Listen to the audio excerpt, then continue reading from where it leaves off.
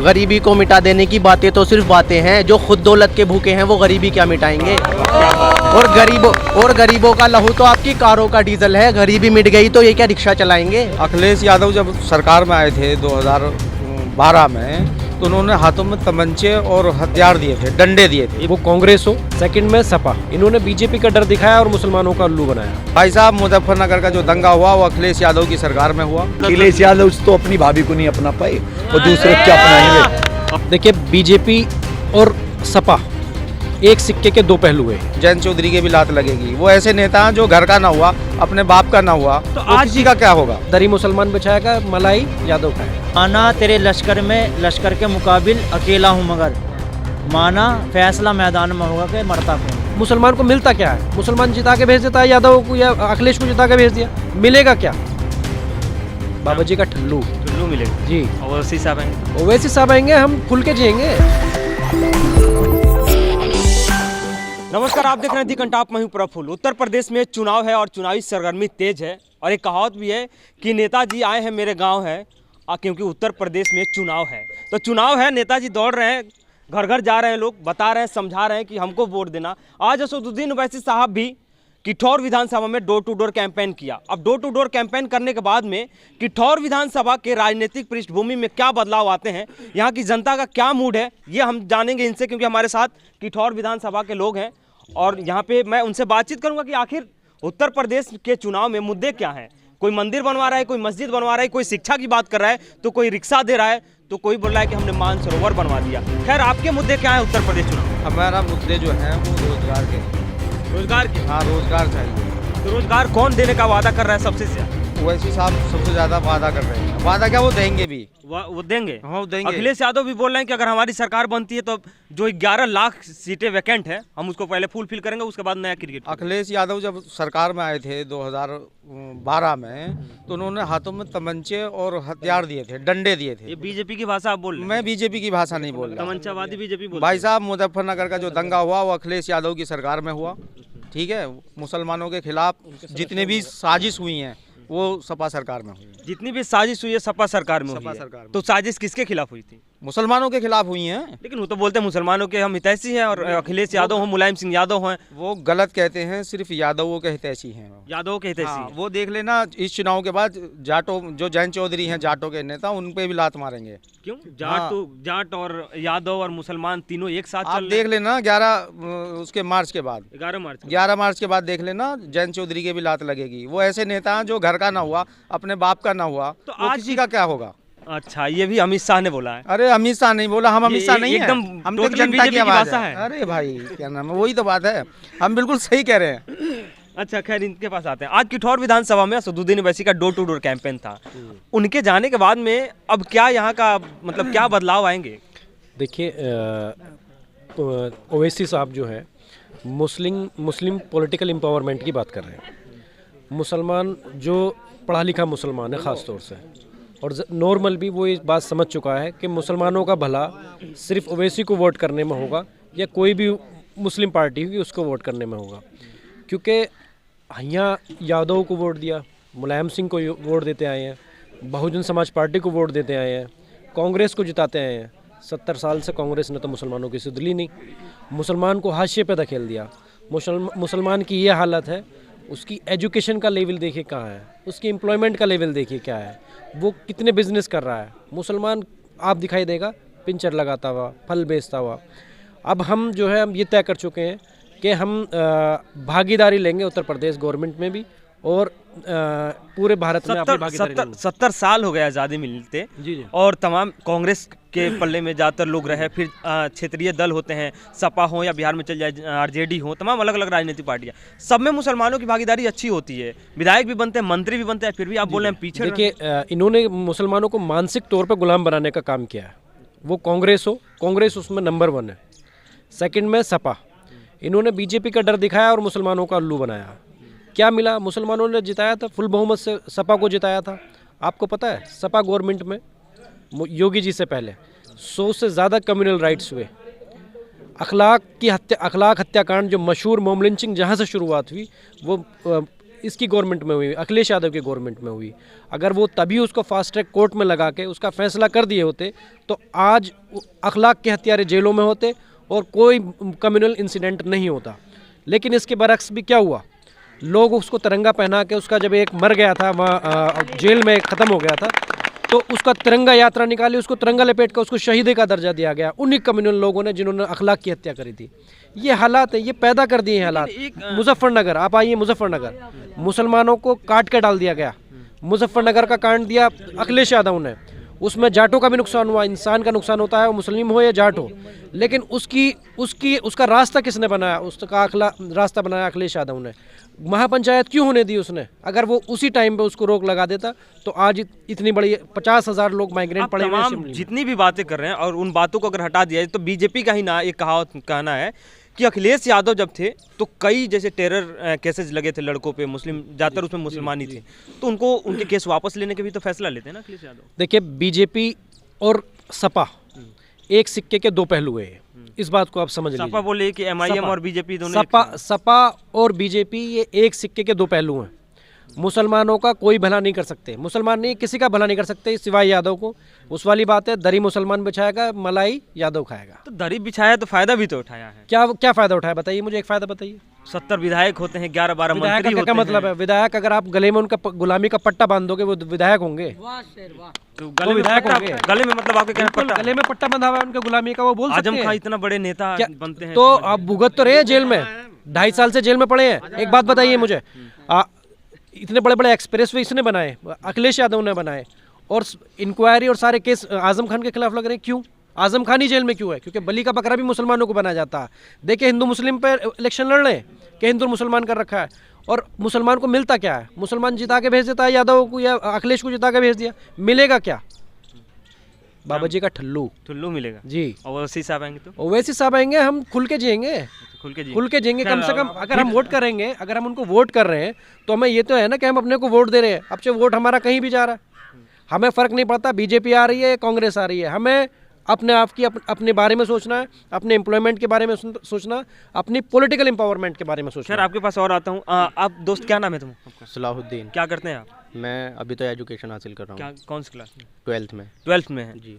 आपका फ्यूचर आपके सामने है। जी, उत्तर प्रदेश की सियासत में आप अपने आप को कहाँ देखते हैं, क्या चाहते हैं? सबसे पहली बात तो भाजपा ये कहती है कि हम गरीबी मिटाएंगे, और दूसरी तरफ ये दावा करती है कि हम रिक्शा दिलाएंगे। क्या आप मुझे ये बताइए कि रिक्शा दिलाने से क्या कोई करोड़पति बन सकता है? मैं पूछना चाह रहा हूँ कि आप पढ़ के रिक्शा चलाना चाहते हैं, पकौड़ी तलना चाहते हैं, या इसी बात को तो मैं कहना चाह रहा हूँ। इनका खाली ये एक मुद्दा है, और इस पे ये है कि गरीबी को मिटा देने की बातें तो सिर्फ बातें हैं। जो खुद दौलत के भूखे हैं वो गरीबी क्या मिटाएंगे? और गरीबों का लहू तो आपकी कारों का डीजल है। गरीबी मिट गई तो ये क्या रिक्शा चलाएंगे?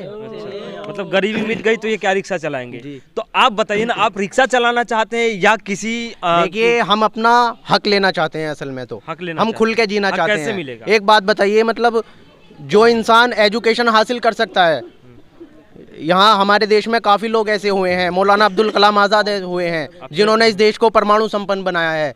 लेकिन क्या हम ही लोग रह गए हैं रिक्शा चलाने के लिए? जा रहे थे कि जो लोग शिक्षा हासिल कर सकते हैं क्या कर सकते हैं? देखिए, शिक्षा हासिल करना आने वाले, सबसे पहली बात तो शिक्षा एक ऐसी चीज़ है कि ज़रूरी है। जिस तरह से कपड़े पहनने इंसान के लिए ज़रूरी हैं, आने वाले टाइम में एजुकेशन ऐसे इंसान के लिए लगता है कि वैसे से आप आएंगे तो यहाँ जो शिक्षा व्यवस्था है वो बेहतर होगा। जी बिल्कुल, शिक्षा व्यवस्था बेहतर होगी। अखिलेश यादव भी दावा कर रहे हैं, प्रियंका गांधी भी दावा कर रही हैं कि हम बेहतर कर। देखिए, खाली दावा करने से कुछ नहीं होता, लेकिन अंदर ही अंदर से जो लोगों के जहनों को कहीं कोई एजुकेशन के स्तर पे कहीं जाता है तो उसे कुछ नहीं मिलता सिवाय धक्के खाने के लिए।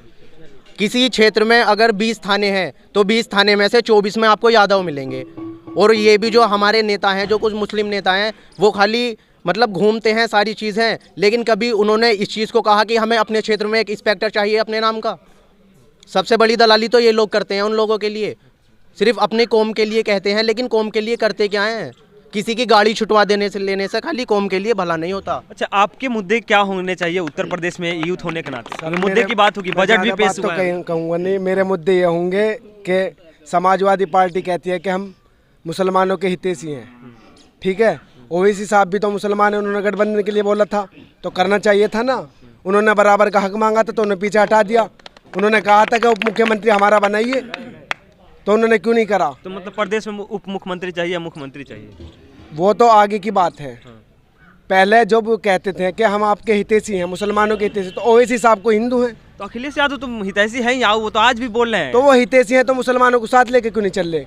अब टिकट तो ओवैसी साहब से कहते कि हम गठबंधन कर रहे हैं, तुम्हें सीट देंगे, अच्छा, आधी सीट देते। गठबंधन की बात आई। हाँ, लेकिन ओवैसी साहब एक दिन बोले कि कौन कहता है कि उनसे हम गठबंधन करने के लिए तैयार थे, हम तो नहीं चाह रहे हैं गठबंधन करना, हम तो चाह रहे हैं कि हिस्सेदारी अपनी निजी पार्टी पर लड़ेंगे। अच्छा, निजी पार्टी पे लड़ेंगे। हाँ जी।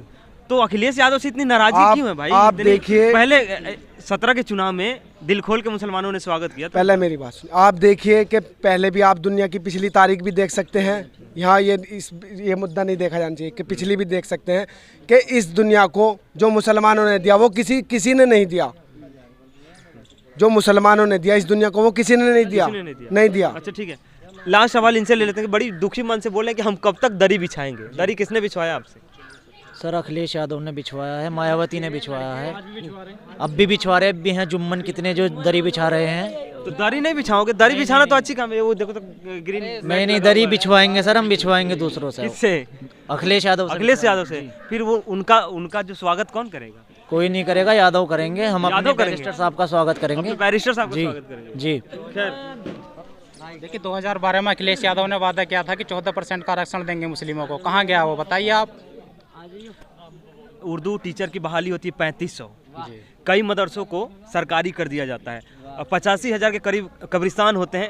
ये सरकारी आंकड़े बता रहा हूँ, अखिलेश यादव ने जो कहा है, उनमें से लगभग 8 से 10,000 के करीब का बाउंड्री करवाया जाता है। देखिए बाउंड्री, कब्रिस्तानों की बाउंड्री कराते हैं, हमारे मुर्दे वो जिंदा होकर कहीं भागने लगेंगे क्या? पता कहीं वोट देने बाउंड्री पहुंच जाए करा बीजेपी के, को। अगर उनको कुछ करना है तो जिंदा मुस्लिम है उनके लिए कुछ करके दिखाएं ना। फिर जिंदा मुसलमानों के लिए कह तो रहे हैं कि रिक्शा दे रहे हैं हम। हाँ तो रिक्शा दे रहे हैं, तो कराएंगे ना, मजदूरी कराने के लिए बोल रहे हैं सभी से। मजदूरी कराना चाहते हैं। तो मजदूरी आप लोग क्या कराना चाहते चाहते हो हैं। प्रदेश में? देखिए हम चाहते हैं हमारी हिस्सेदारी होनी चाहिए प्रदेश में। हिस्सेदारी होनी चाहिए। बिल्कुल। खैर, ये राजनीतिक बदलाव है कि युवा भी चाहता है कि हम अपनी हिस्सेदारी सुनिश्चित करें, और बड़े बड़े नेताओं के हाथ में अपना भविष्य ये लोग देखते हैं कि आने वाला कल जो होगा वो बेहतर होगा। तो उत्तर प्रदेश की सियासत में बीजेपी बोल रही है कि बेहतर है, यही कल है, अच्छे दिन है।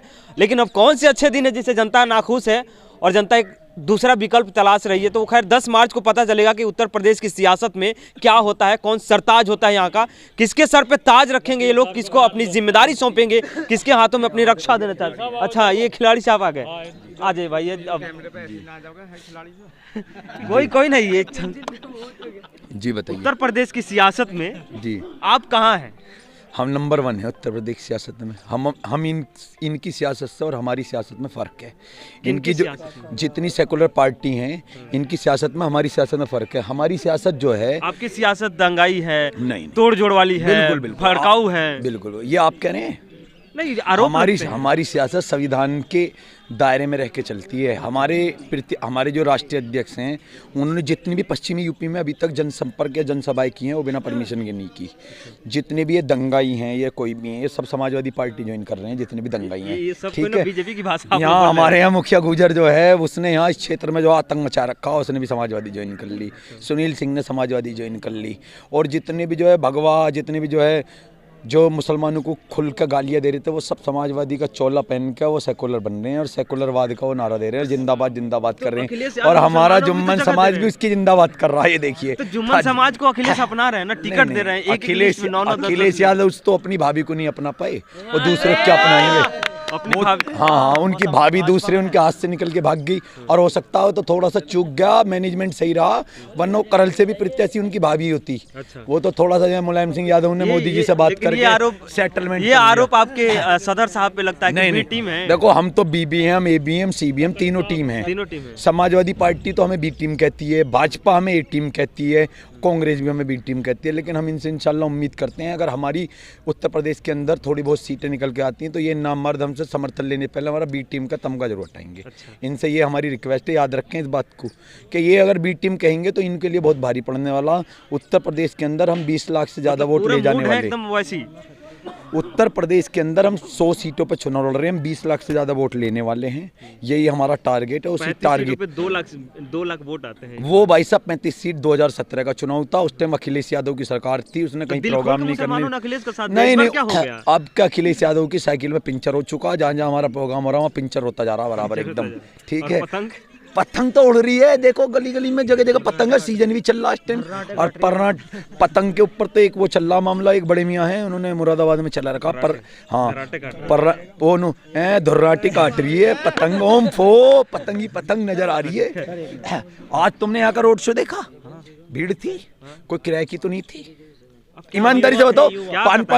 ये प्रोग्राम का संयोजक मैं था, परमिशन मैंने कराई, मेरी बात सुनना, हम बताता रहूँ, परमिशन मैंने कराई, परमिशन को भी पैसे नहीं थे। कल ही एक बेचारे से उधारी डलवाई, पैसे ही नहीं थे।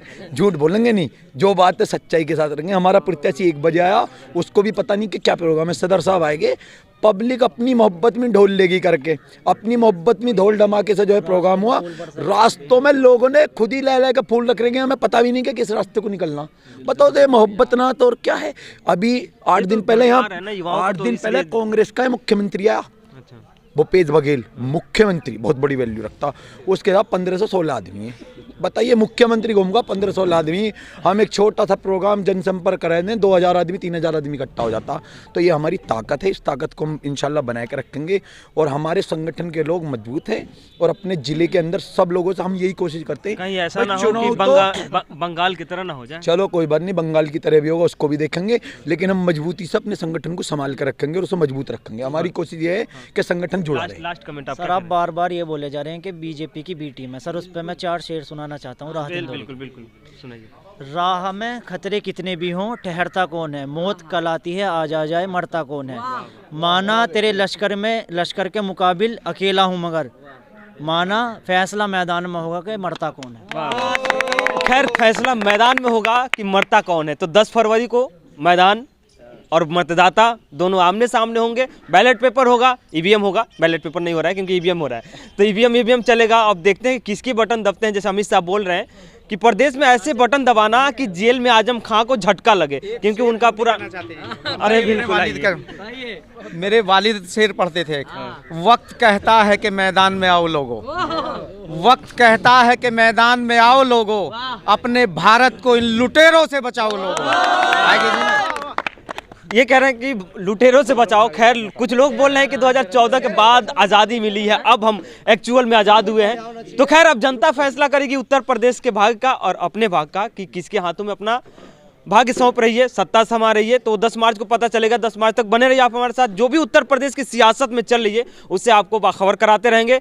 द कंटाप के लिए उत्तर प्रदेश के किठौर से प्रफुल्ल।